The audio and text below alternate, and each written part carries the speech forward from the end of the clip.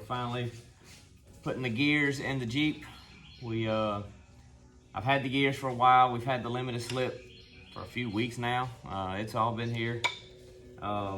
Just haven't really been motivated to get under here and do this because, as you can see, I don't have a lift. So I knew I was going to be doing this on the ground, and I don't know. It's just not really looking forward to doing all this. But anyway, it's got to be done.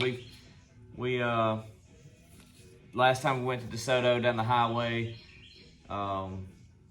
it's just it can only go so fast, and we had a little situation where we were trying to pass an 18-wheeler. He decided to speed up a little bit as we were passing him, and then another 18-wheeler came up from behind us who was in a very big hurry and was honking, and I was giving it everything it had, and it was done. It just could not go any faster.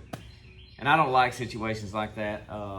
Andrew and I went out to eat the other night, and we got the AC working, so it's nice, it's comfortable now with the seats, the AC. We're all good up there. But this right here is going to be, I think, a really big, very big upgrade on the Jeep, is to get these gears in. It's got 272s in it right now with a 4-inch lift, 32-inch tires, 10 on top. And then all of our camping gear inside. She's just doing everything she can do. So anyway, I'm not gonna bore you with too much details throughout all of this. It's pretty straightforward gear swap. There's plenty of videos out there that go into great detail on Dana 44 gear swaps. So a lot of this will be time lapse. We're gonna get it done as quick as we can. We're ready to get it done for the summer. So anyway, here we go. So how many guesses on how nasty the oil is going to be? Is it going to be milky white? Is it going to be pitch black? What's it supposed to be? A nice dark caramel color.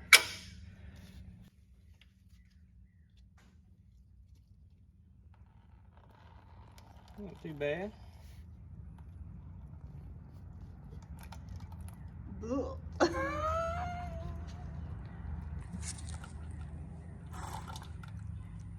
It's dark. No, it ain't bad though. That's not bad. I've had some, when you pull that stuff off, it is disgusting. Juicy. That's not too bad.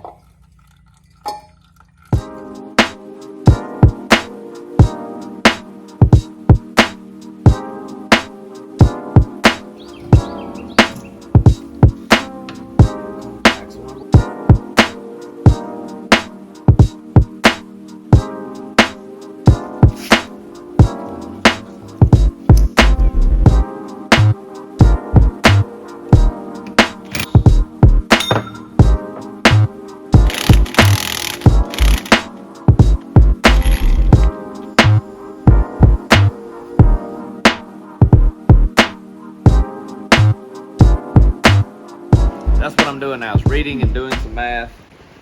And he's doing all this on his birthday. Today's his birthday. Yeah. And it's rainy and nasty, and he's in the shop doing math. I'm fine with it. Could be doing a lot worse things. That's true. That's true. There's a lot of... You don't mind being out here in your shop, so... So guys, we are day 3 of doing the gears. Like, I have a basic understanding of how to set up a ring and pinion, a gear setup. Mostly everything that I've done has been Chrysler axles that have adjusters that you can move the carrier, you know, to do your backlash and stuff like that. This is my first Dana axle to do, so I'm having to kind of learn the process of the shims and where the shims are and all that kind of stuff.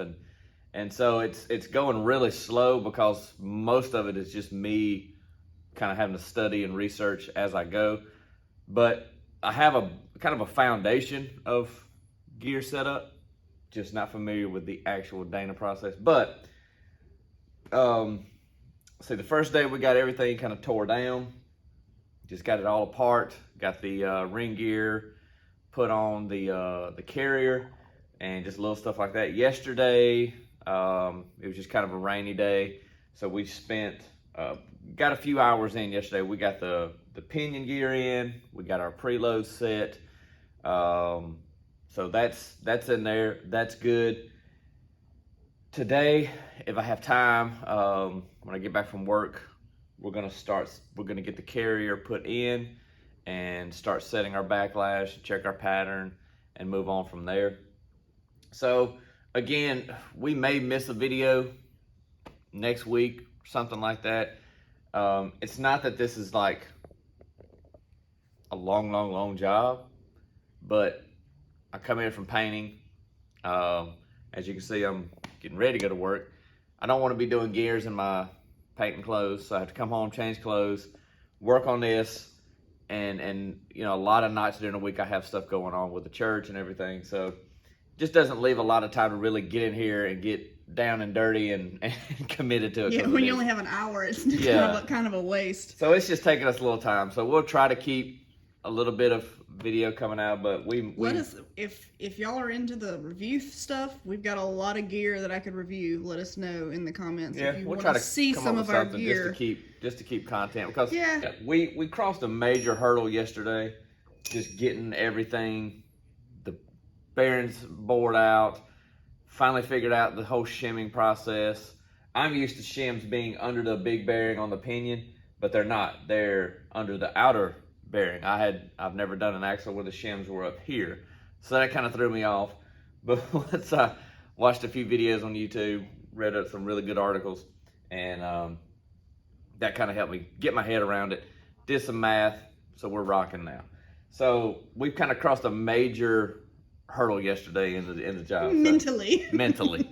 So from here on out, we should be able just to kind of flow, and thankfully all the bearings that we've bored out for the front axle we'll be able to use as our test bearings on the rear axle, because they're both Dana 44. So we look forward, really ready to get these in and see the difference that it's going to make with the drivability of Termite. So anywho, we'll see you guys maybe next week, and we'll see where we're at. So thanks again for watching. Give us a like and subscribe.